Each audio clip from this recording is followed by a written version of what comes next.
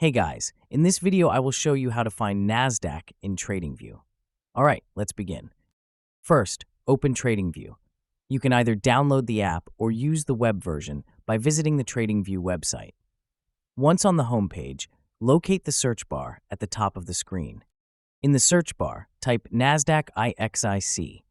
This is the ticker symbol for the NASDAQ Composite Index. The index includes over 3,000 stocks from the tech-focused NASDAQ exchange and is widely used to track technology sector trends and overall market performance. As you type, a drop-down menu will appear. From the list, select NASDAQ Composite Index. This step is important because TradingView provides data from multiple exchanges, so make sure you choose the correct listing. Once selected, the chart for NASDAQ Composite will open. Here you'll see detailed market information along with real-time charts.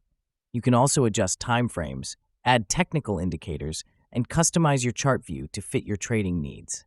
So that's basically how you can find NASDAQ in TradingView. That's it for this video. Thanks.